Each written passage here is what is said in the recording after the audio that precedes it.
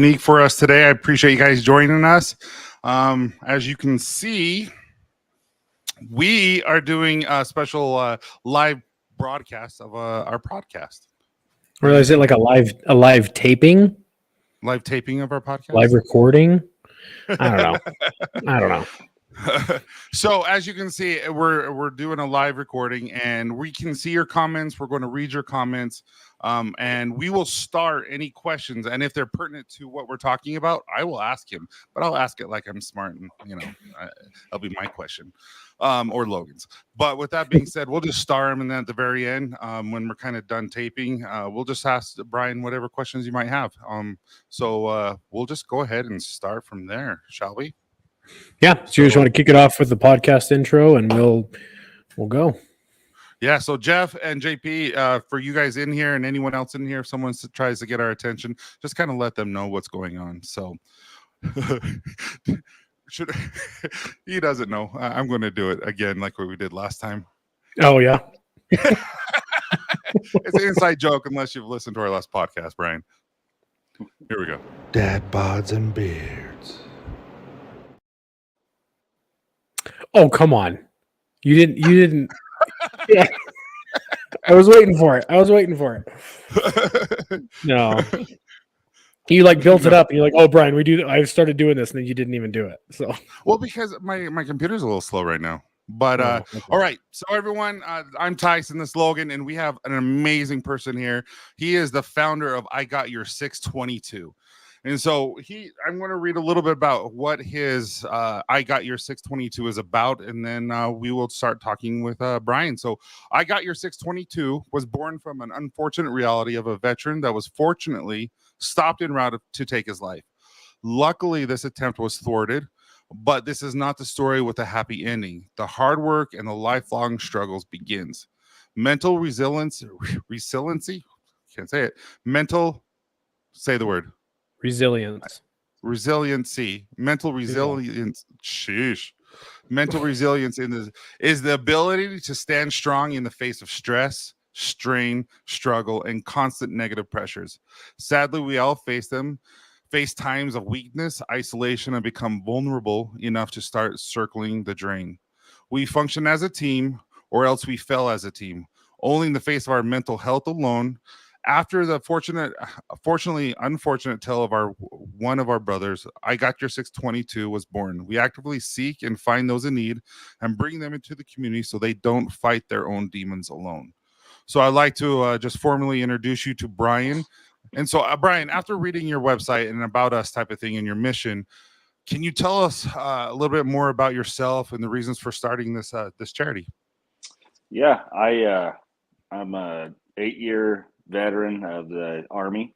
I was a combat engineer. For those that don't know, it's basically infantry with demolition experience. I went to Iraq in 2003, came home in 2005, and I was never really the same. I really struggled getting back into society, integrating with my family. I regret it now, but I look back and I treated my kids like they were my soldiers instead of my children. So just a lot of struggles trying to adapt to civilian life. In October of 2019, I was that unfortunate soul that was on his way up the Ogden Divide to take my truck off the cliff. Got turned around, woke up the next morning with a very bad hangover and decided I was going to start a podcast and reach out to other brothers and sisters that were struggling with mental health. And that introduced me to a lot of my first couple of guests I never knew, met them through the podcast and ended up being great friends with them, and they became members of the board. We had an idea to start a nonprofit and help out our brothers and sisters that are struggling. And now here we are, 2023, and we've now provided them 24 service dogs in the last 2 years. Wow. And that's cool. You want to tell us a little bit about what that means and kind of what you do as a charity? Yeah. So when we first started, we wanted to cast a big net and help everybody that we can. And then we found out real quickly that helping a lot of veterans in other states was very, very hard. So what we started to do is reach out to other organizations. And so if someone was in Indiana and was struggling, we would reach out to motorcycle clubs or VFWs or whoever we could reach out to in that area. And then we would put them in contact with that veteran that was struggling and try to help out that way. In doing so, we had an event here at a local restaurant in Utah, and we threw it together in less than a week and a half, and we had such great success that we were just like, oh wow, this kind of works. And we, at that time, that's when we found Dog Training Elite and 4 Paws for Patriots here locally in Utah, and they both volunteered to provide the service dog training with us, you know, getting the dog, paying for a dog or finding a dog, getting a dog donated. And from there, we just put out on social media, hey, if you're struggling, here's a way to help. And a lot of veterans don't know that a service dog can help them, because people think, oh, if you have a service dog, you need to be missing an arm or a leg or have a disease that the dog triggers on. And I myself have a service dog, and it's changed my life. I can get out in public a lot more now, travel on airplanes, stuff I stopped doing after I got home from Iraq. So having a service dog for me has provided me my life back. So with the service dog, can it be any dog? And then what type of training do they have to go through in order to be a service dog for someone with PTSD or anything like that? Not so much any dog. We have a lot of people that are trying to get smaller lap dogs, and those work great for emotional support, but we tend to lean towards the labs or Malinois or German Shepherds, kind of bigger dogs, golden doodles or Labrador retrievers. Just they're not known to be aggressive. They're very, very smart, very easy to train. And the training, depending on what organization we go through. So we try to pair the veteran or the first responder to the training that they're going to get. So if they're in Cache County, we have underground kennels up there. If they're in the Ogden area, we have 4 Paws for Patriots. And if they're kind of in the southern area, we have Dog Training Elite. So we kind of work with each of these companies. And the upside to it is, the veteran and first responder is not getting a dog that is fully trained. They're getting a puppy, and they are doing the training with the dog themselves, with the trainers. So that way they build that bond, they build that connection, and they become inseparable. That's cool. So it's With the almost exception like of one. With the exception of one, we have one Navy veteran who is still trying to get out process that our last fundraiser got their dog. And so a family member is now doing the training with that animal until she can get back to Utah. Okay. So say it's almost like they do when they do canine officer training, where they get him as a puppy and the officer trains becoming a canine officer with their new puppy. So it's, like you said, like that same thing I've heard guys talk about. You're creating that bond early on, that this is your partner, so the dog understands it's not just you're my owner. Like, no, you're who I work with. You're like your home, your command, you're all that stuff. That's really cool. I like that. Yeah, I have a coworker in the Air Force, because I work at Hill Air Force Base, and he has served several times in the Air Force, and he has severe PTSD. Like whenever there's any fireworks or anything, like he's gone. He goes to Island Park where you can't hear anything, see anything. A lot of things will trigger him and stuff like that. And he has a dog. And I actually was talking to him when we decided to partner up. And he said that it's amazing the instincts that dogs have when you're struggling. And when you are suffering, they just know, and that like they'll come right up to you. They'll go underneath your legs and just comfort you the best way they know how. And he's like, and that's my baby. And he's like, she's helped me so much. And I'm like, that's interesting. And he didn't get it from you. And he just got a puppy just to get a puppy for his kids. And he created this bond with this dog that has helped him out immensely through hard times. So with me, when I had my dog, I have a German short hair pointer, and she was my dog as a pet. And I just noticed before I got her trained as a service animal that she could pick up when my anxiety was spiking. She would keep getting up on my lap, and it was aggravating me because I'm like, what are you doing? What are you doing? And then it just started clicking that she could tell that there was a problem. So I reached out to an organization locally, the Malinois Foundation, and they set me up with Dog Training Elite, and then they actually trained my dog to pick up on it. So she knows my little triggers. If I start twirling my wedding ring, she comes and she'll break my hands away from each other, just kind of break my contact.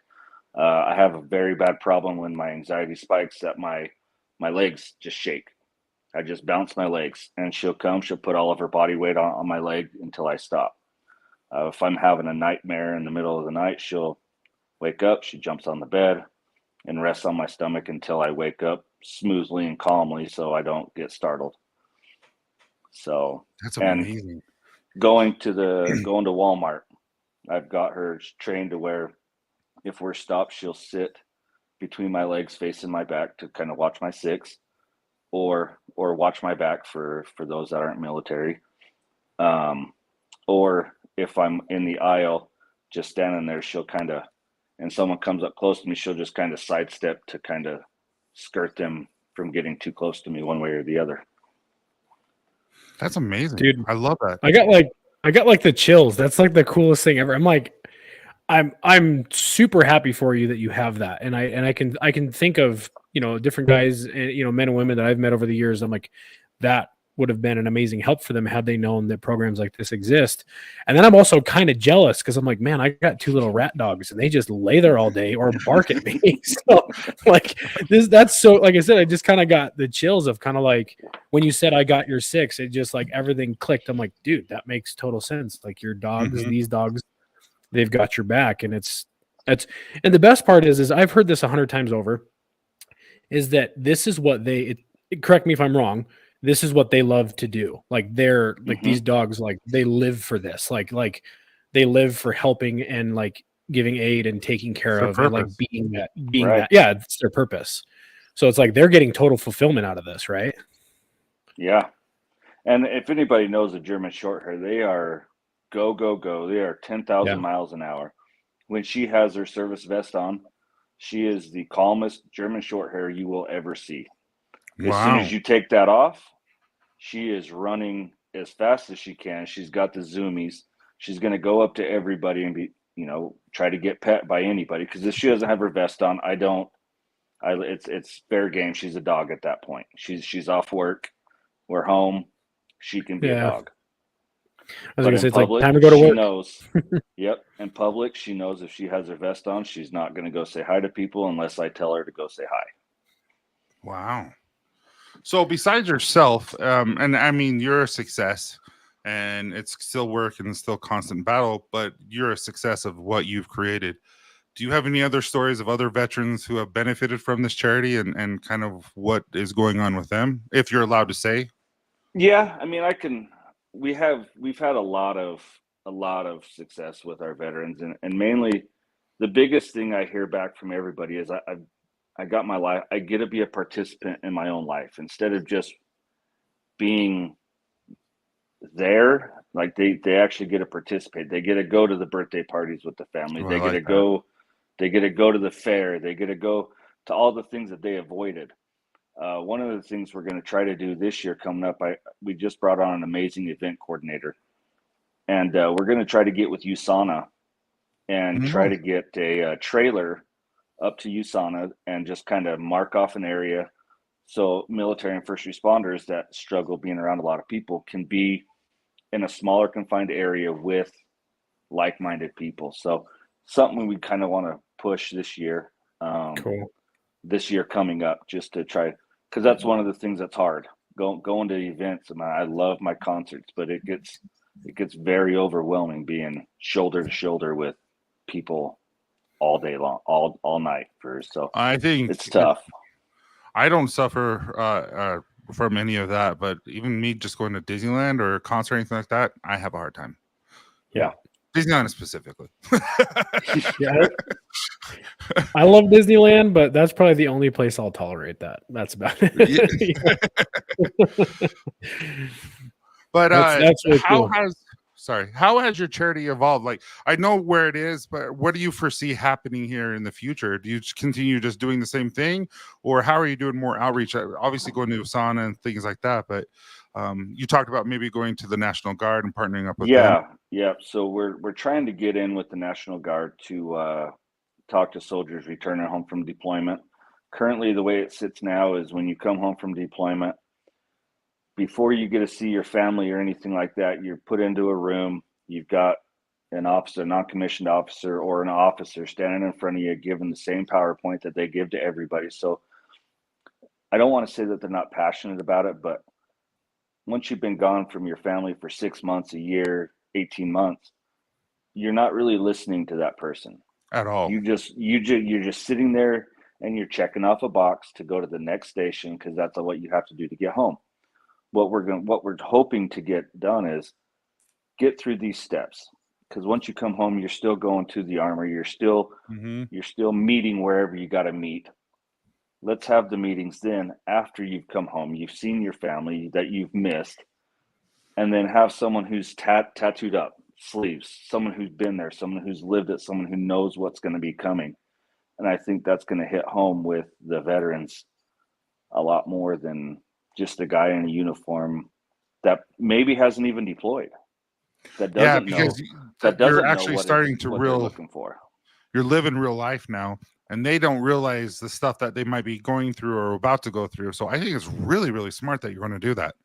And it's not to say that the information that they're giving out is wrong, because what they're telling you is exactly true. But when it's coming from someone maybe didn't deploy, someone who hasn't lived it, and they're going to try to tell you what's going to happen and what to expect, it doesn't sink in as much as when you have a conversation with someone and you're like, hey, I'm battling with this, and they're like, hey, you know what, I've been struggling with that too, so I'm not alone, I'm not crazy. And when you come home, just like you're in college or in high school. I remember the teacher, professor talking, and you look over and like, oh, there's 1 minute left. And you start putting things away, and they keep talking, and the class is supposed to be over, and they keep talking. You're like, dude, I'm not listening. We're done. Yep. And I can easily see like, oh, da da da da da, and then all of a sudden now they're struggling. Now what? So I really like your idea. I think that's very wise. Well, it's finding the like the relation point. Like if you feel like you have to sit somewhere and listen to somebody, there's a difference between if you feel like you're sitting down and like you want to listen to what somebody has to say, because then you're invested, then your interest is piqued, and then you're like, this dude's been where I've been. Like he has sat in this seat. He knows, like you're, like I said, for you, it's like he's where I'm supposed to be going to next. So that I like that idea. I think that's smart. I mean, it's somewhat similar to kind of why Tyson and I decided to start this podcast, because it was like there's so many men's issues out there that no one talks about. And so we're like, kind of like when you talked about with your podcast, we wanted to give it a place of like, hey, we have these similar interests between just father, husband, brother, son, bearded guy, non-bearded guy, all this stuff. And just like, this is our experience. If it helps you, it's great, versus just something that you hear that isn't really sticking. So I think that's an amazing idea. So kind of moving forward, you have an amazing charity, and you've placed 22 dogs, and you do a couple other things besides that. You want to explain to them what else you do? Yeah. So occasionally, I know it's not your primary objective. Right. So we have in the past, we've had veterans that were battling with alcoholism, with substance abuse, and mental health, right? So trying to numb the pain that they're going through. Right. And I was drinking back before I started the podcast. I was drinking about a fifth of whiskey a night. Just wow. And then I'd wash that down with about 6 to 12 beers. And I'd get up in the morning after sleeping maybe an hour and a half, 2 hours of sleep, go to work, come home, do it all over again. Over and over and over. And it's just a vicious cycle. So we've had people in Oregon that was struggling with alcoholism, and we got him a bed into some treatment. And during that time, he had just got evicted from his apartment, and he had nowhere to put any of his stuff. So we contacted the local motorcycle club out there, the CVMA, Combat Veterans Motorcycle Association. Reached out to them out there in Oregon, and they helped him get all of his stuff out of his house, put it into storage that we paid for the storage. And while he was in there, he didn't have a lot of bills. He had he just got evicted, and all he had left was his truck. So we helped him make his truck payment. But and that all comes down to what we have been donated, because we are 100%. We are a 501c3, so we are a legitimate nonprofit. Everything, all of my board members are just donating time. Nobody gets a paycheck. Nobody takes a cut. Nobody takes a percentage.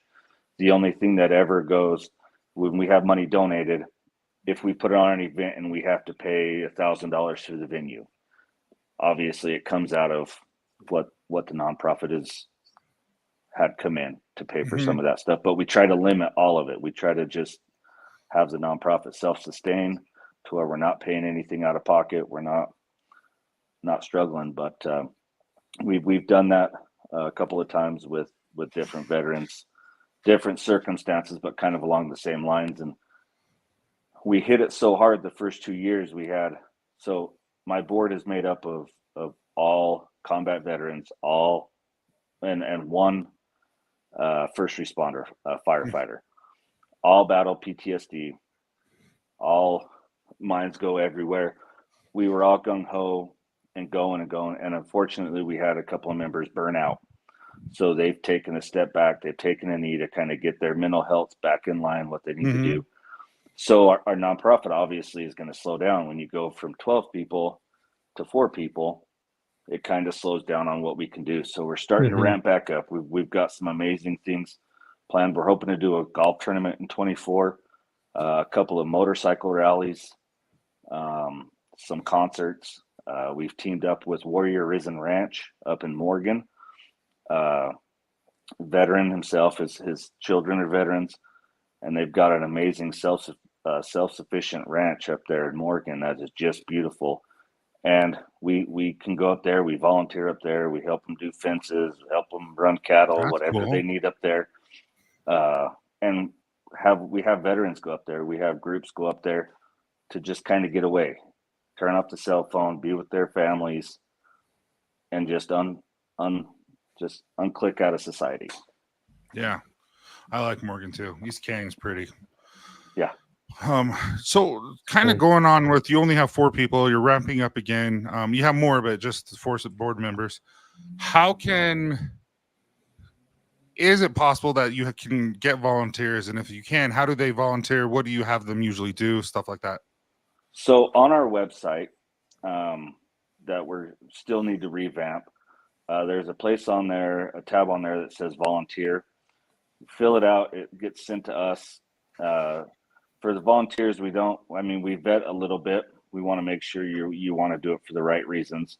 And it just to help out in events, whether it's making shirts that we're going to be selling at the events, sitting at booths at the little city days that we have around here, like Hooper Days and Clearfield, Clinton Days. We'll go there, we'll set up a booth, and mainly we sell out of all of our apparel that we take there, but it's not that. I'm going to buy some. We have the military and first responders sit down and talk to us. We have the family members sit down and talk to us and say, hey, my son or my brother or my sister, whoever is struggling and he's going through the same things, and what can you suggest? And so I send everybody to our Facebook page, the IGY 622 Facebook page. There's a private group in there, and it's only military and first responders only. So you can go in there and you can talk about your struggles, talk about some of your problems, and there's people in there that are going to reply and let you know that you're not alone. Dang, that's amazing. That's amazing. I really like that. Yeah, you definitely for again, for those who don't know this, Copper Johns is actually going to be donating a portion of all of its sales to I Got Your 622 in the month of November, and then December 2nd, we're having a beard competition at the barbershop, and everything. We're going to have silent auctions from different companies. We're going to have the barbers, they're obviously they're judges, but the beard competitions and it's a donation only. We have lots of people already messing us for food. Like there's a guy who's a professional, Brent Hansen. He's a professional like barbecuer, and he's like, Really? hey, he's going to donate all that. He's like, No that's way. my, yeah. He's like, that's my thing. That's my donation to the charity and all that, the cause and everything. We just need to know how many people are coming. There's a lot of people who want to help. And so have you ever thought about maybe going to Weber State, Utah State, BYU, Utah, and maybe talk to the ROTC, maybe some of the sociology people, and just ask maybe for interns maybe to help you with that stuff? Yeah, I mean, I drive truck over the road. Yeah. One thing I found when I was really battling my PTSD and my depression was going for a drive. Just I'd get in the car, turn on the radio, and I'd just drive. And doing that now, I drive truck now. I sold my company. I left my job, nice GS11 job on base. Never drove a semi before. Got my CDL on a Friday, and I went to South Carolina and picked up a truck semi on Monday. Wow. Learned how to. And now I drive. I drove the last year. I've been driving for 18 months now, and I've got my warranty on my truck is up at 250,000 miles from when I bought it. I'm 30,000 miles away from that warranty being up. Yeah. A lot of people don't realize that's funny is I similar story, very different at the same time. So I have found out 6 years ago, I was diagnosed with pretty severe bipolar. I was working in the insurance industry for years. Left that, moved here to Utah, started driving truck. I was doing dirt trucking, side dumps, did that for a long time. So there's that. I noticed your Freightliner shirt when we talked last week. I drove Freightliners. I drove Freightliners for a couple years.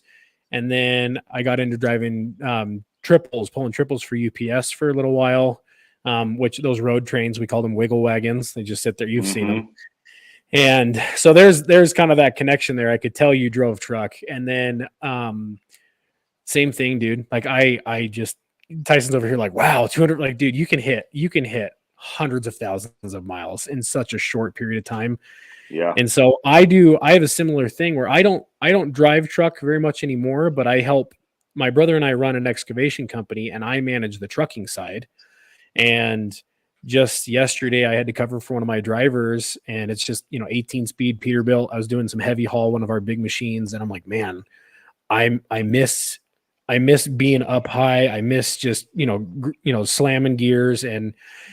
But then at the same time, I also like driving my pickup truck around in the air conditioning and telling our guys what to do. So, but no, I totally jive with that. Like podcasts, books on tapes, just, the music that just, for me, I mean, I'm sure it might be similar for you, but I listen a lot of the, the heavy metal stuff calms me down when I'm driving. It just gets all the right feelings in the right place. So I totally by jive heavy with that. metal, he means like Celine Dion, Taylor Swift.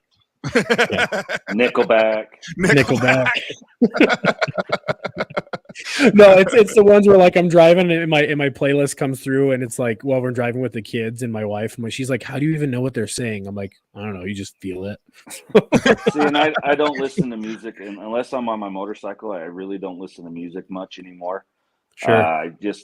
It gets in my head and I start thinking about, I overanalyze the songs.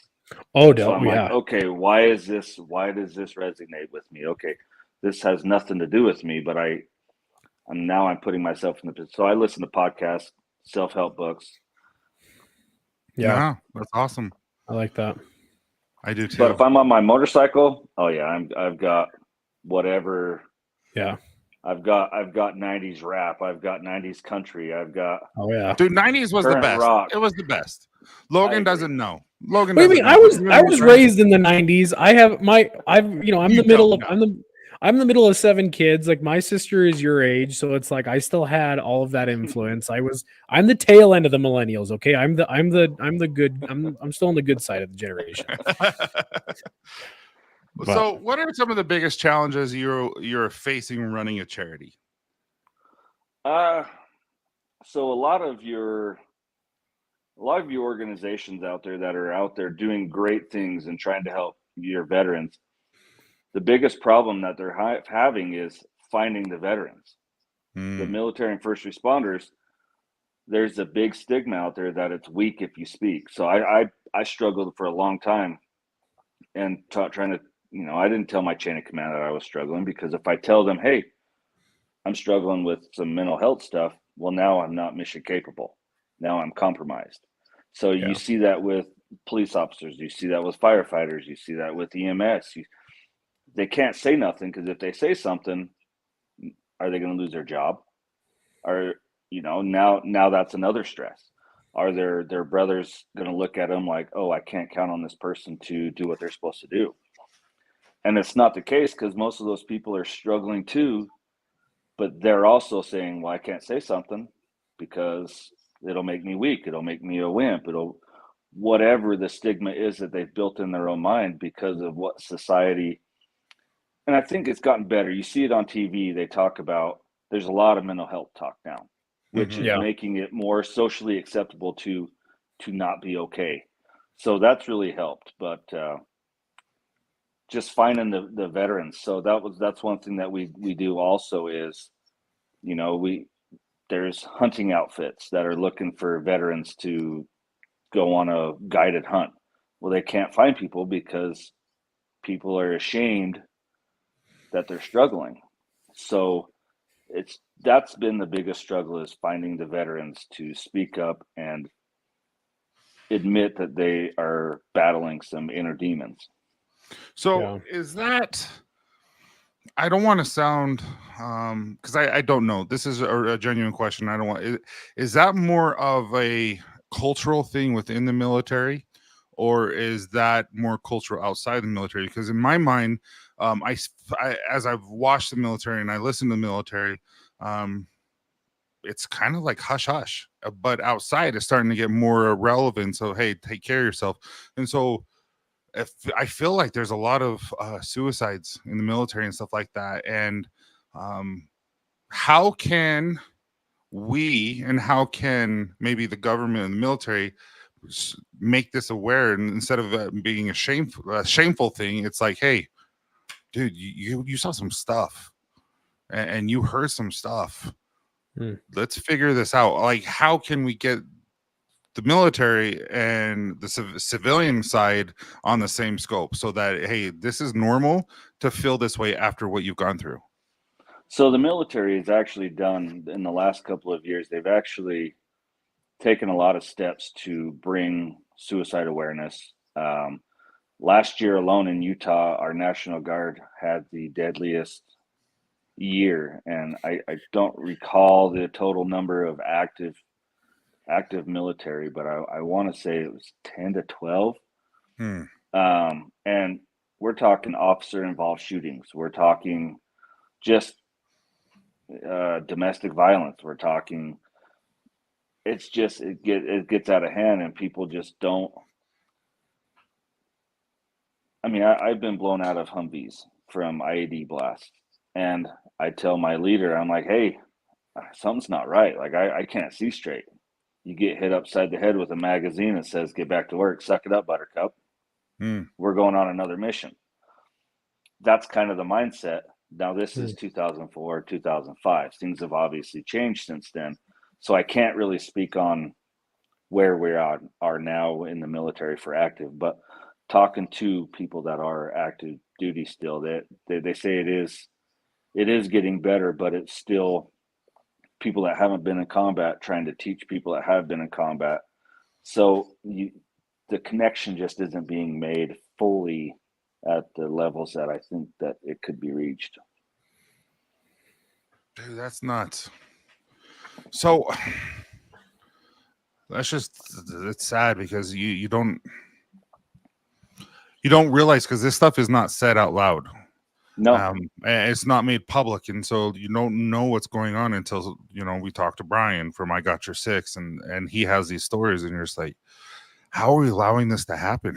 You know what I mean? Like, how are we not allowing help for our fallen and for the families and for those who have been affected? My neighbor. Well, I'll tell you one thing. When I first got my PTSD diagnosis, I went to the VA, told them I was struggling, and they had me on so many different medications. I didn't know if I was going up, if I was going down. I'm on 4 different medications, one to take me up, one to take me down, some to level me off. And I felt like a zombie. Like Absolutely. I quit taking them because I didn't like the way I felt. I have young kids at the time. I can't be popping Ambien and all these other things at night going, and when my wife is at work and I'm responsible for the kids at night, and then I'm zonked out ordering stuff on Amazon that I don't have the money to pay for. I stopped taking all my medication and just said, all right, well, 1.5 to 2 hours of sleep a night is my life. And I did that for so many years because I wouldn't take their medication. But you were self-diagnosing, you were self-medicating through alcohol, it sounds like, and that's not a way to live either. Nope. But doing that, I could go to work every day. Yeah. I could function. So when I was on the medication, I was getting written up at work. I was messing up. I was irritable. I was snapping at my boss. It was not a good thing. I was snapping at my children. I didn't like who I was. No, I know that. I like myself as an alcoholic better than I did on medication. My that's deep. My neighbor was a Navy SEAL, and he was in the first war, Gulf War, and he is the only one that came back. And we didn't know any of this. And his wife came over to us because he is the nicest, most kind person you've ever met. And she came over to me and to our family and just said, hey, just me and Candace, my wife. And she goes, hey, sometimes he's here, sometimes he's not. Don't ever let your kids alone with him. It's like, he's not going to do anything. It's just, but when he's not here, you know what I mean? Because he'll all of a sudden be talking to you and then he's gone. He's back there. And I had a neighbor across the street. He's since moved, and he was very upset because he felt like he was staring at his wife because you had the steps up here, and then it's kind of down, and then you have the fence, but he's up here, so it's looking like he's looking at his wife in the backyard. And I'm like, nope. He's not looking at her. He's just not there. It's amazing. The pain that he went through, and he wouldn't talk about it. The only thing he ever said to his wife, and his wife told us, is just the blood. There was so much blood. And I wish he would know. He got a dog, and it wasn't trained well, and they had to give him away. And I felt so bad. And knowing that this is here now, it would be so beneficial for someone like him, because he couldn't he couldn't go to church. He would not go to church with his whole family because he couldn't deal with the people in the enclosed area and stuff like that. And it's just like, holy cow, man. And I want to give a huge shout out to your barber, Destiny. She could tell I was a little bit nervous today, and she's like, hey, what way do you need to sit? My ex-husband was military. I know that you have a thing with your back has to be a certain way. Let's put, do you need your back this way so you can see the door, you can see everything? Huge shout out to her. She made a very initially uncomfortable experience very, very comfortable. So huge shout out to your people there. Yeah, that's cool. Yeah, she's the Destiny's who takes care of my hair and beard as well. So we love Destiny. That's really cool. I didn't realize when you were getting your haircut there that she was taking care of you like that. That's cool. Yeah, it was awesome. But see, that's the little stuff. That's the little stuff that lets guys like you and lets men and women who've been through what you've been through. It's almost kind of like the I got your six mentality of kind of like I see and validate what you've been through, and there's nothing weak like or soft in saying stuff like this, because I know in today's day and age, words like I validate your feeling gets this like snowflake connotation to it, but there is very real world applications to that type of language where I see and validate what you've been through. Like, what can I do to make this more comfortable for you so that you can be present and not be like what Tyson said with his neighbor, like you can be like, get yourself lost in your memories. And one thing is I'm not going to share all the details because it's not really mine to share, but both my grandfathers served. My mother's father, he died when I was just a baby. And then my dad's dad, he only passed about a year or two ago, but we never heard anything from grandpa. He died when he was 96. And when I was probably 17 or 18, I was like, hey, grandpa, you never talk about your service. And he's like, okay, well, if I'm going to tell you one, I'm going to tell you the best one. He told me this story. I was floored. Because you would have never thought that this old man that I've been around my entire life up until this point saw and did what he saw and did. And now as an adult, I'm like, I've never been through anything remotely like that, and probably and I know I never will. And I'm like, how are you functioning? Like, it's a crazy story to tell, but it's just it blows my mind. You take that and then you bring it to our home, to our soil, and that's what our EMS is dealing with every day. Yeah, our police officers. I mean,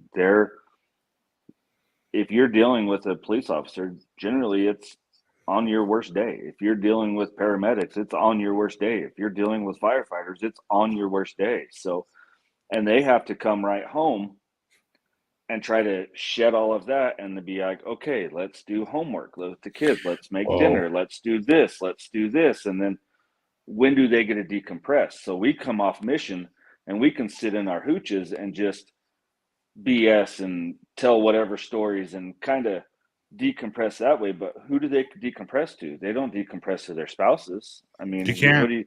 Hey, so I just came up on a scene and seen X, Y, and Z with a 3-year-old child or a 7-year-old child, or who do you talk to? You can't talk to your people you're sitting next to in the truck, because now you're worried, is this going to get back to my supervisor? Am I going to have to go on paid leave?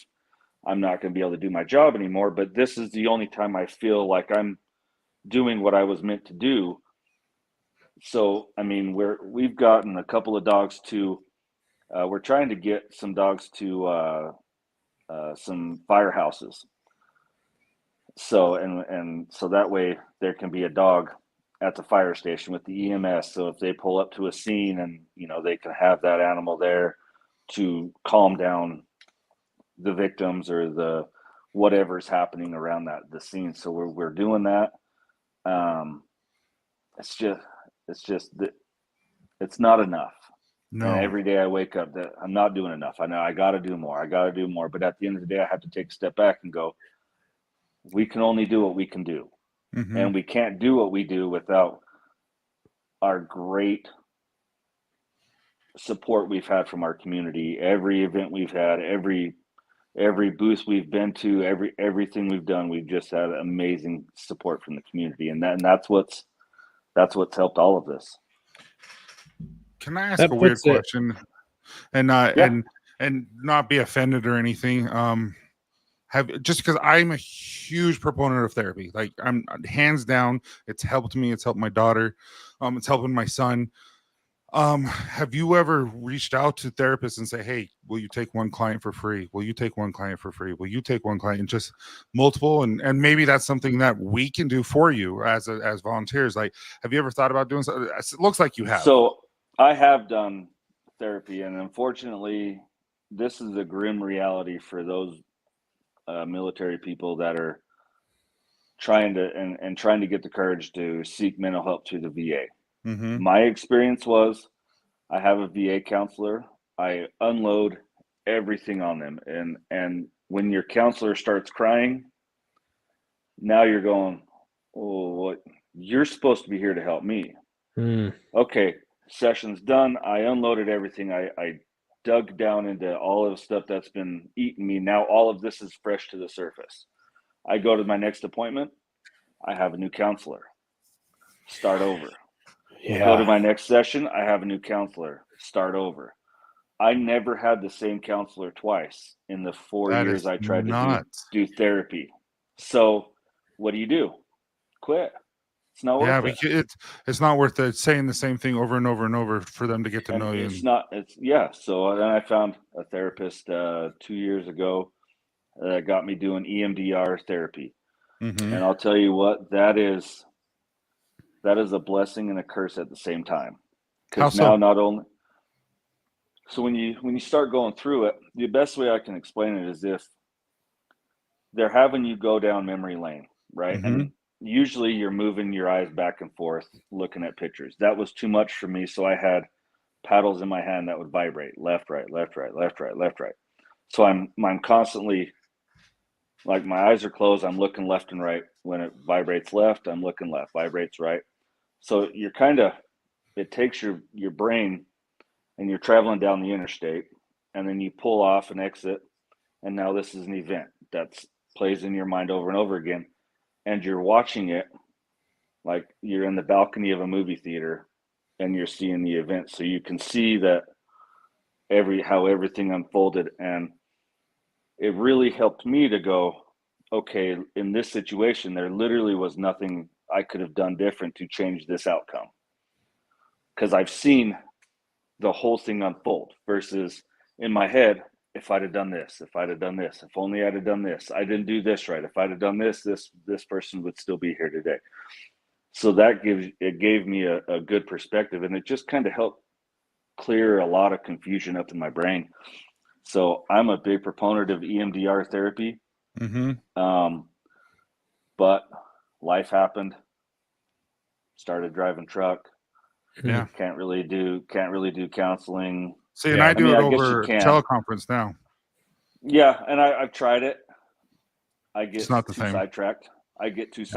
And then I'm like, I need It's to almost do it. like it's almost like if there were veterans that got in, like, that became therapists, is like would be such a huge answer to some of these problems. Like guys who have been there, but then also have the training and the counseling skill to like help, like kind of going back to what we were talking about, like, you know, the come home conferences and the come home, like, debriefing, so to speak, like somebody who's been there, like, hey, let me help you work through this, but I also have the skills and the tools to help you. And so in doing the podcast, I found that there was a vet center in Ogden.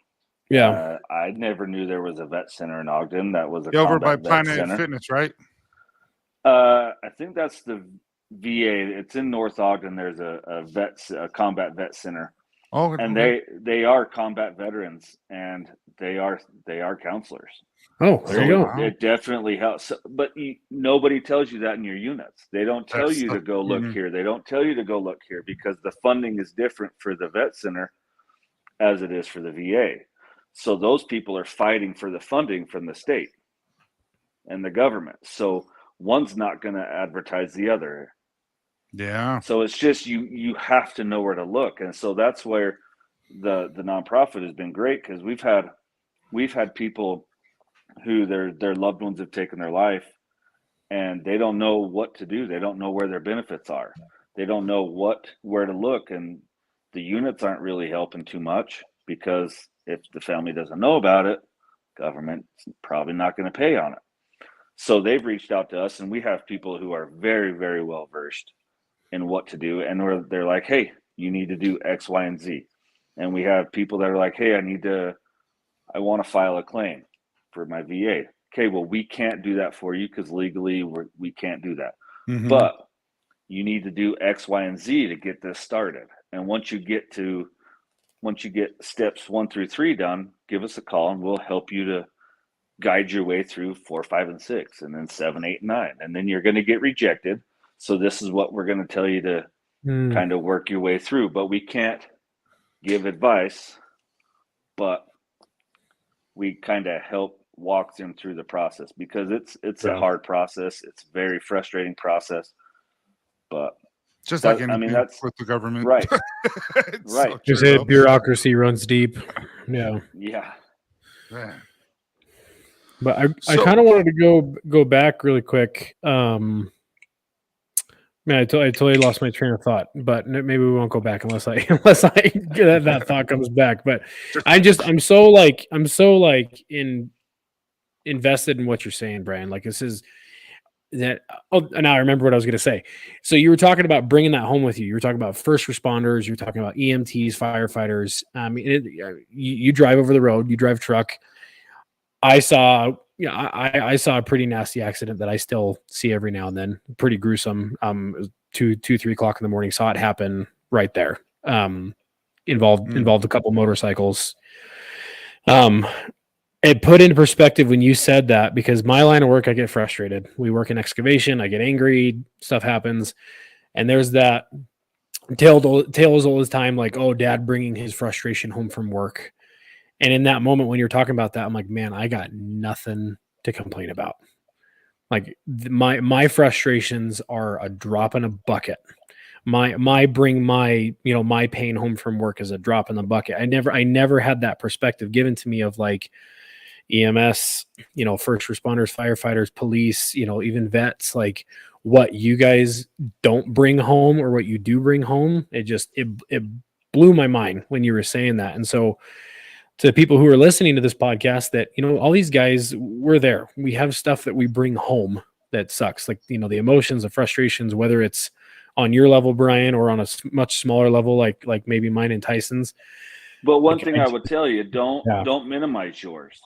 Sure. Because it's still, but your frustration is your frustration. My frustration is my frustration. My struggles are mine and yours are yours. It doesn't make yours less than mine because it's not combat related. Yeah. And that's one of the things that the military and first responder community, we struggle with, because somebody needs it more than I do. Somebody's worse than I am. No, I needed it. I didn't know I needed it. They need it. As much as their life matters to their loved ones, as much as they're saying the next person that they know needs it more than they do, because it'll help them and their family. It'll help you and your family just the same. You need it too. Yeah. So don't ever minimize it and say, well, you've done this or I haven't done it on this level. Hey, your trauma is your trauma. Your struggles are your struggles, and they're every bit as real as and important as mine are. Yeah. So well, I think that's one thing I would. That speaks to your character, and I think that's why I think Tyson and I clicked with you so well so quickly, is because guys like you and men and women like you, is you're not. That's why you guys, I think, struggle with what you do, is because you look to yourself last. Like you're constant. I mean, all the term. Thank you for your service. You guys are literally military and first responders. You guys are serving the country. You're serving the community, and so just that statement alone just is, it's another stack on your side of the scale, just showing just the inherent goodness that is coming from you guys. So I really appreciate that meant a lot for you to say that. So thank you. But it's at the same time,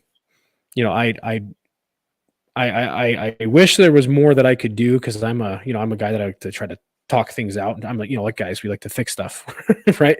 But you're doing it. You're doing it with this show. Yeah. Well, that's what we hope to do.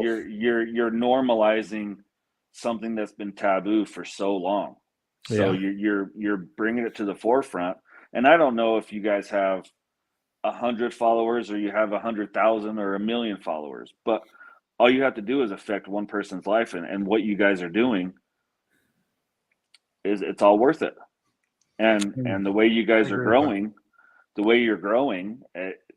you're helping more than you know. So keep doing what you do. Like I'm just trying to start catching up, because I had heard of Copper Johns, and I'll tell you when. It was about a month ago. I walked into Golden Spike Harley, and I seen some product in there, and I was like, I need some beard balm.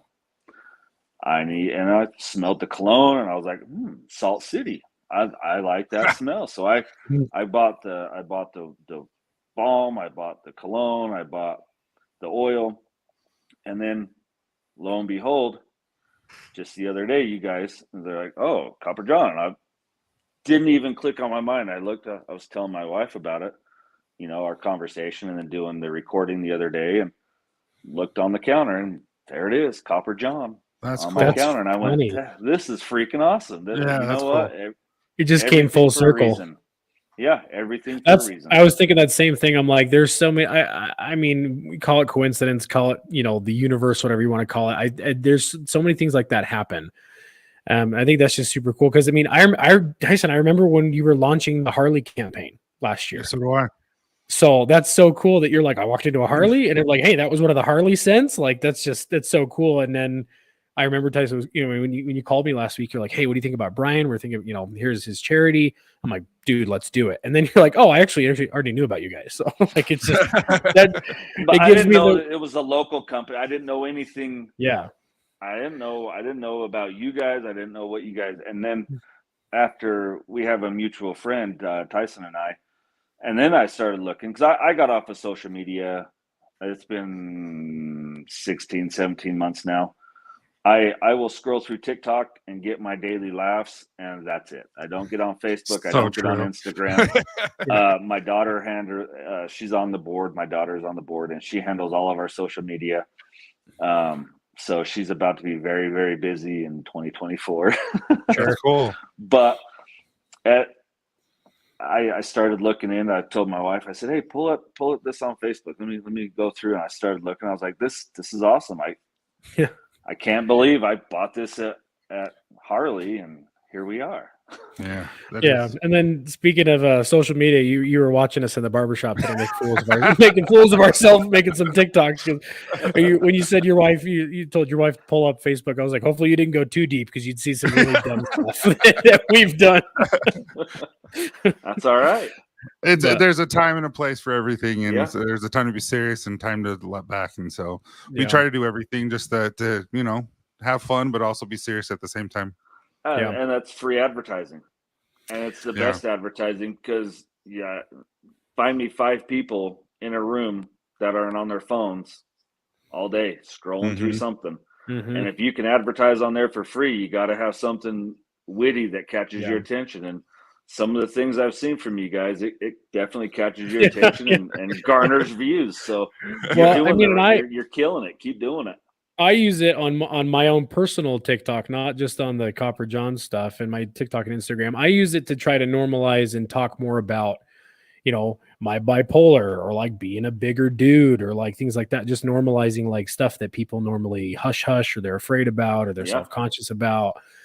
And so because there's so much negativity out there, man. And and you don't realize this just drives it home that much more. Like you don't know what someone's going through at all. And so I always say all the time when everyone says like, oh, I got off social media, I'm like, good for you. I legitimately mean that, but it's like, I'm in so deep. I don't know if I could, but so that's why Tyson and we really try to take our social footprint and be like, hey, we want to be an impact for either laughs or, like compassion or just like, hey, let's some, positive information because there's too much crap. There's too much crap out there. I agree. So I teach a youth church group, and we were talking about trials and tribulations and things like that.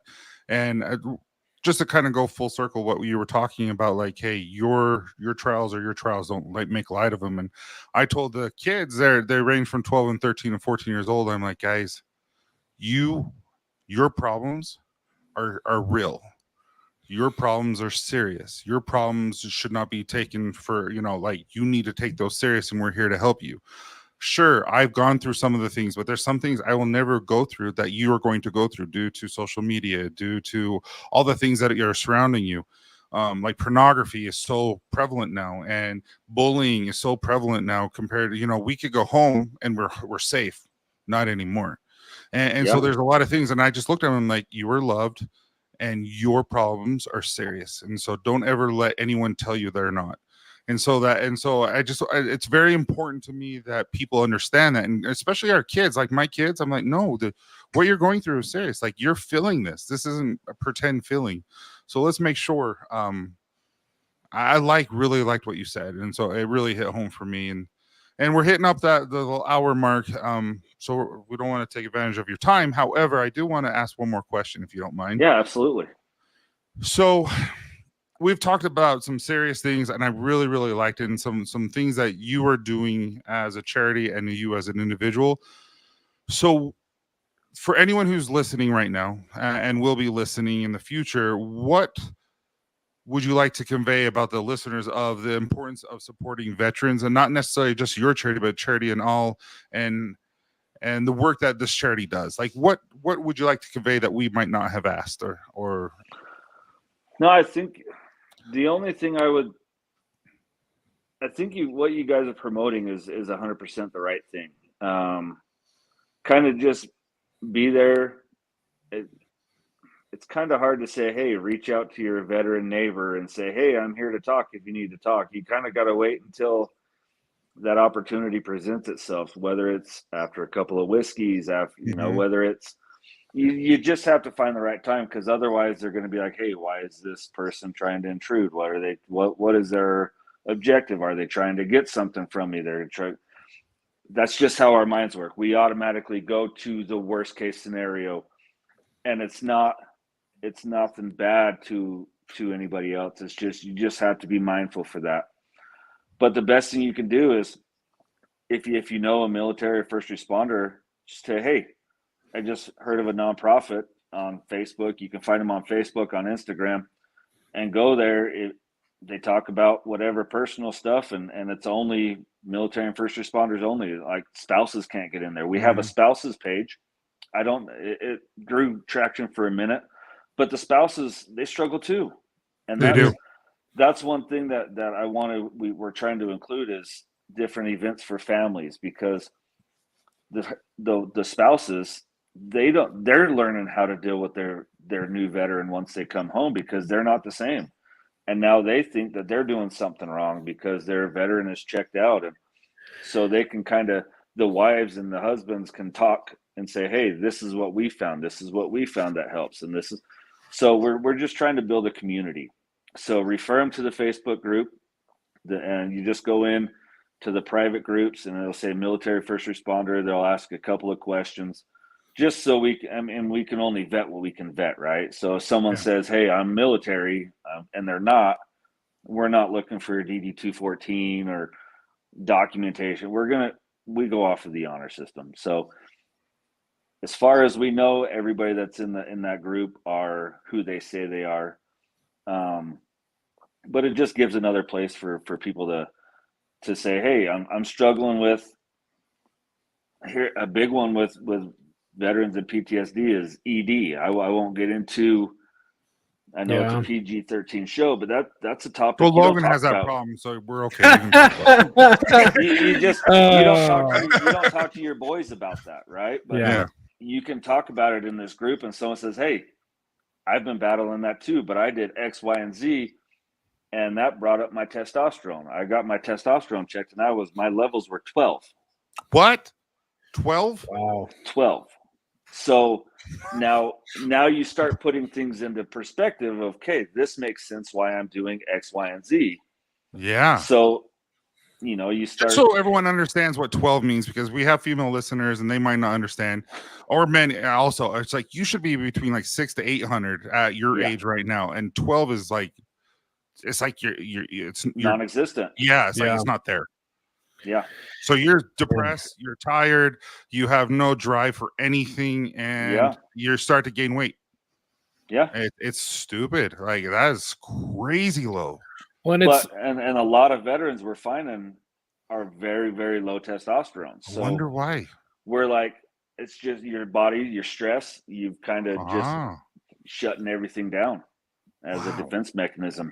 So we're finding different counselors, different doctors that treat testosterone in different ways. And so it's a great community to be a part of, just because you're going to get even if you get in there and you don't say a word, you're going to see people communicate, and you're going to be like, oh, let me message this person because he said something, but I don't really want it to be out in the open, because for me, my problems weren't real. They were just all in my head until the Malinois Foundation made me write a biography about myself. Oh. So once I put everything on paper, it's there. It's real. It's real once it's on paper. And that's when it sunk into me that I needed to start making changes. So when we have veterans and first responders looking for a dog, our way to vet them is they have to write a biography, not their spouse, not their mom or dad or friend. They have to write it in a first person to tell us about you, because until you put it down on paper, you're not ready to make a change. And we can't help you if you're not ready to help yourself. We can't do it for you. We will match you 100% of your effort. If you start off running and then stop, we're going to keep reaching out to you. We're going to keep loving on you, but we're not going to do it for you. Because once you're ready, you'll do it, and we'll be right there with you. Interesting. I like that. It's amazing what conversations can do, man. You just start talking. Absolutely. You just start talking to people, talking with people. Like you said, it still stuck with me after you said it the other day. It's like, it's not weak to speak. Yep. Man, like so many. That's kind of our so many motto: is people, it's not weak to speak. But that's the So problem. one Is thing it's that been that way. The thing that I noticed, working with someone literally right next to me, about 5 feet away, who has severe PTSD. He was very shut off when we met, and I knew what was going on because it was told to me and all this kind of stuff. But not, very, very just, hey, this, don't take this personal, all this kind of stuff. But it was nothing intrusive or anything like that. But now I've been working with him for almost 2 years now. He has opened up, and we've become real friends. It wasn't forced upon us. It's like we literally, like, I just went, unfortunately, to his daughter's funeral, and it was really hard, but he invited me. Like, we're genuine friends now. And now he's opening up and telling me a lot of the things that he had to go through, and they're not mine to tell. And some of these are, and that's the biggest horrific. thing I would tell anybody. If someone's confiding, there's 90% of the things I've done, my wife doesn't know, my kids don't know. And it's more of me thinking I'm protecting them. And it's not that I need to protect them. It's just, I'm probably scared of what their thought process will be. Will they look at me different? Will they treat me different? And, it's not their trauma to hold. Yeah. It's my trauma. I need to own my trauma. I can't pass my trauma on to other people, especially my loved ones, because it's not their burden to bear. It's my burden, and I can share my burden with my brothers, with my sisters that have been through it, and they can help guide me through the different ways that they've helped cope, and I can express, say, I've done this and it didn't help. I've done this and this and this, and it seems to work for me. Will it work for you? I don't know, but if it doesn't, let me call guy A through Z, and let's find one that clicks with you. Yeah. Because we've all found different things that work for us. So, but I can 100% see what you're saying about how guys, they don't need it. They've shut off. Like, he's all a man's a man and all that kind of stuff. And I can see what you're talking about, because it's really, how do you get to someone who just wants to take it themselves? And you can see they're frustrated. You can see that they're struggling, but they don't want to open up. And when he did open up, huge weight off of his shoulder. And he's a different person. You could just see him. You could just see the attentiveness, and then as soon as just a little bit comes out, you just see him. Yeah. Like, I can breathe just that much more because I got a little bit off my chest. And then when he came out, it was everything. And then now we talk about cool things, like, not just meaning right. And he showed me some things on like in North Korea and South Korea, like the blue buildings that they meet, and he showed me about all the tunnels underneath. I'm like, what the crap? That's a thing. Yep. Like, I've learned so much from him, and he's really one of, like, an amazing friend, and I'm grateful for him, and that he trusts me enough to be able to relate. But it was just I'm like, dude, no wonder. Like, no wonder. Yeah, if someone opens up to you, the biggest advice I could give anybody is keep that to yourself. Don't share it with your spouse. Don't share. Keep it with yourself. Don't let them. So, I mean, me and my wife, we have a thing. If we're out in public and she can tell I'm starting to get a little agitated, rather than me say, hey, I'm struggling, or her saying, hey, are you okay? We've come up with, she's like, hey, I need to go outside and get some fresh air. Come with me. Yeah. Okay. So if I say it to me, I'm like, everybody's watching me. Everybody can see I'm struggling. If my wife says, hey, we need to go outside, I need some fresh air, they're like, oh, that he's doing what his wife said. That's what his job is. And we get outside, and I can just breathe for a minute. I can recompose myself, and then we can go back in, or we decide we're going to go home. Yeah. So that's one technique. If there's someone out there struggling, kind of make sure your spouse is on board with it, but it kind of takes the onus off of you, and people understand it. I mean, I don't know if you guys are both married, but if your wife says, hey, we need to go outside for a minute, you're going outside for a minute. It's true. Yes. Well, that's so, dude. I'm so glad you have that. I mean, I'm glad you said that because that. I mean, we talk about marriage issues and relationships and stuff here every now and then too. And um, I'm like legitimately happy that you have that support in your wife, that she can see that in you and she like takes that from you. It's just, I mean, it's a sign of just, you know, true care and compassion on your wife's part. So, I mean, She you sounds kind of going amazing. back to what you're saying. We kind of go back to what you're saying of like if someone shares something with you, like that can be that could be universally applied. Like if like the same thing. Like there's certain things me and my wife talk about. It does not leave us at all. There's certain things that Tyson and I have talked about that I haven't shared with other people, and same thing with him. And so I think that when you get that, when you can find that trust factor in someone, whether it's a friend, a family member, a spouse, someone that you served with or someone that served similarly, I think you really got to foster that relationship and hold it, close to your heart and make an effort to not abuse it because, you don't because I'm not come going to across give that someone very the often. chance to do it to me twice. Yes. Yeah, exactly. Like you burn me once, shame on you, but you won't burn me twice. Yeah. Sure. Like Logan, do you know what I'm talking about when I said my coworker? I've never talked to you once about it, right? And no one knows what I'm talking about. No one knows who I'm talking about, all that kind of stuff. And it's okay because I have lots of coworkers that, but it's just no one needs to know anything.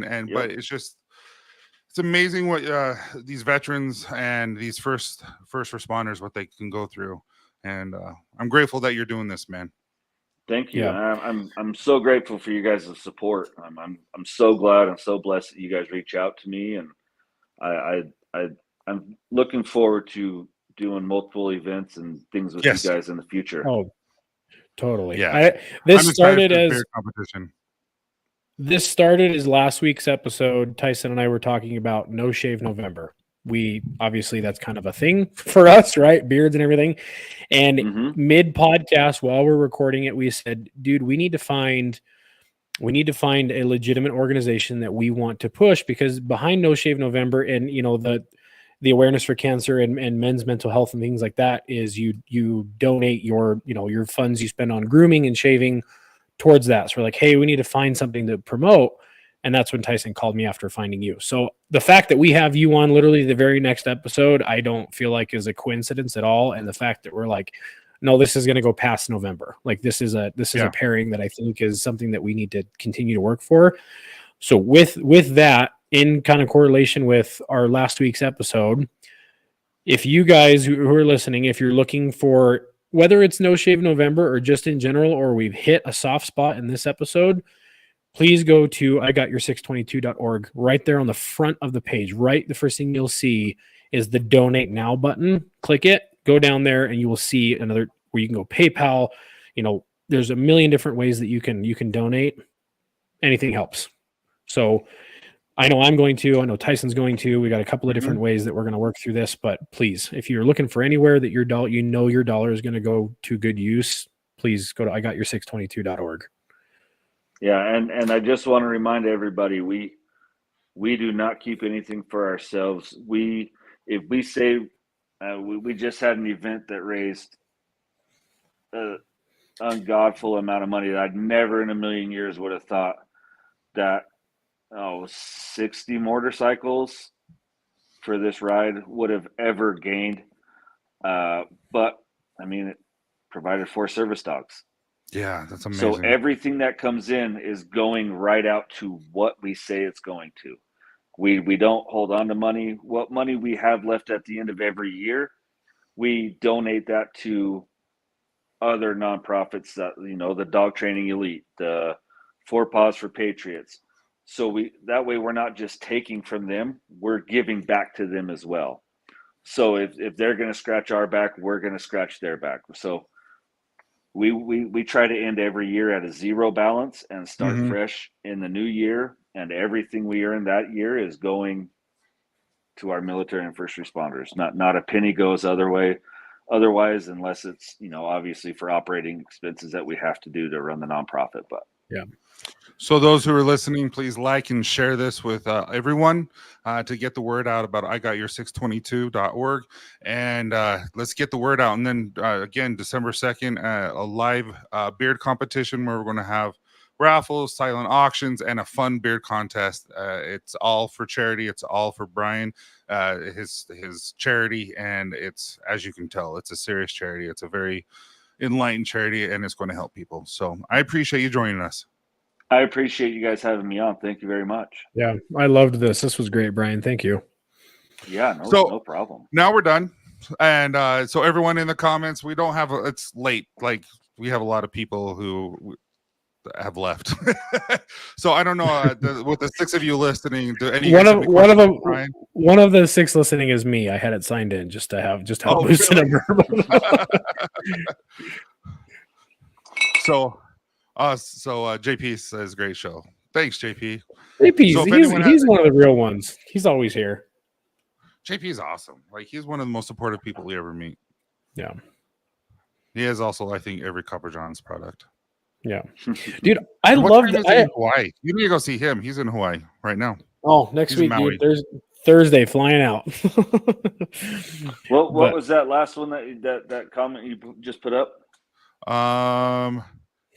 This one? Yes. Oh yeah, wrong one. Sorry. Yep. This was going back to what Yeah. you were talking about of who's given like the come home briefing talk. So Yeah. See, just what he said. If you're sick or you're hurt, you're broken. So you don't say nothing because you're going to be viewed as not combat ready. And I didn't realize that. Not what. Yeah, Ken was in for 10. He said he was in for 10 years. He served for 10 years. That's why And then he just stayed in Hawaii. Oh, he stays. Oh, okay. Yeah, so he stayed in Hawaii, and he's in Maui. He was actually teaches school in one of the schools that were burned down. That's right. We just talked about that. That's right. Yeah. And so the schools are back up and open, and so a lot of the families are still afraid to have their kids go. Yeah. I had kind of going back, I had no idea that like you already knew about Copper Johns and had some products and stuff. Because when Tyson was like, "Hey, I want to find a nonprofit that we can work with, yada yada yada," and he said, "I want to find somebody that is as close to 100% donation as we can," and it was like, what, like 6 hours, and then you're like, "Dude, I found somebody." Because of Chris. So Chris is his friend and my friend, and I work with Chris, and he's an instructor on base. He got his PhD, or he's getting it. He has to do his dissertation. And in the meantime, he actually got a job in the VA, and his job is dealing with nonprofit organizations that help the VA. And so I'm like, Chris, I need your help. And he said, okay, what do you want? I want a local if possible, and also someone that is close to 100% of what we donate. Because I talked to him about Wiz for Kids and other places like that where they here's this, and then all of a sudden they pay themselves all this, and then there's only a small proceed that actually goes to what you're asking or donating it for. And so I'm just like, I really want the money to help what we're actually giving it to. And so he found you. I reached out to one of the biggest veteran nonprofits. I'm not going to say their name, but they're branded with some major apparel companies. But I reached out to them in February and said, "Hey, I'm struggling. What can you do to help?" And they said, "We've already helped all that we're helping for the year. We can send you a t-shirt if you would like." What? Gross. Said, "Your t-shirt's not going to do anything for me. I'm not going to promote you." Yeah. I think you find out all of their executives were 6-7 figures, and they're Yeah, I think I know who you're talking about, because I got a buddy who's a vet that he's spoken out against them very, very avidly on his social media. That was when we were like, no, we're going to do a nonprofit that is 100%. We're giving everything back to our community. We're not keeping a penny for ourselves. Well, we're know how our it day feels. jobs. Yep. You know how it feels, and you don't want anyone to feel that way. Yep. And I love that about you. I absolutely love that. Well, and to make a little bit of the same way about what you had on your shirt today. Well, to make a little bit of a jumping comparison, right? Like, this is why I feel like this type of, like, like Tyson and Brian, the both of you, like your type of personalities.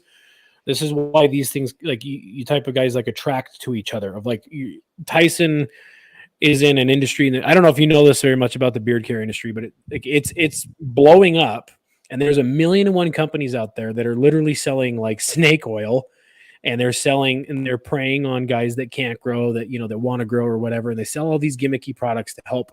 But like Tyson is severely against that, and he's like severely like super open about it, super honest about it, and I feel like same thing with you. Of it's like you very well could stand to profit from this, but since you're so openly against that and so openly for doing it for the right reasons, that's what I feel like attracts like-minded people, like people, same personality, same drive, and that's why I feel like this is going to be something I really hope we can make an impact. I'm so picky. My board hated me because when it came down to doing our shirts and our hats, you can go get the cheap $2-3 shirts, throw a print on it, and sell them for $25. I can't do it because I won't wear that shirt. So I don't.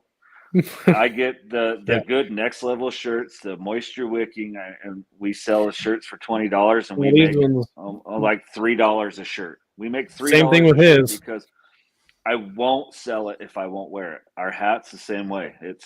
We get the Richardson. We get the Richardson hats. We don't cut corners on them. It's not worth it. If I won't wear it, I can't expect anybody else to wear it. So yeah, that's cool, man. We don't make a killing, but we make enough to give back. That's our only goal. Well, I don't think if nobody's told you, which I'm sure a lot of people do. Like you don't get. I'm sure you don't get enough thanks for what you're doing, man. There's a lot of people out there already that are benefiting from you, and a lot more that will. So 100%. Even if you change one person's life, man, it's a major impact. Yep. So I agree. Thank you. But yeah, everyone, thank you for listening, and go check out this podcast. Comes out Wednesday, right? Yeah, we're doing this one. We're gonna have this one come out Wednesday. So, and then I will be off to Hawaii, and I will talk to you guys in a week and a half. I'm going to Vegas. Hey, good for you. And I'm staying home. Yeah, I got a veterans hockey tournament going on in Vegas starting Wednesday, so that's fun. I'm gonna go play some hockey. Dude, love it. Love hockey. I know, right? So I wanted to go to Vegas this Sunday, not this Sunday, but the next Sunday. But he's going to be gone. I'm like, hey, let's go see the Jets Raiders game. Yeah, no, I'll be busy. I'm a Niners fan anyway. So. Yeah. Well, it's been fun, you guys, and obviously the guys that are listening in the chat, you won't hear the last 10 minutes or so on the actual episode, just kind of the BSing at the end, but. I always love this. This is always a nice outlet for me. So welcome to the family, Brian. Well, I'm sure we'll have you on again. Hey, I appreciate it.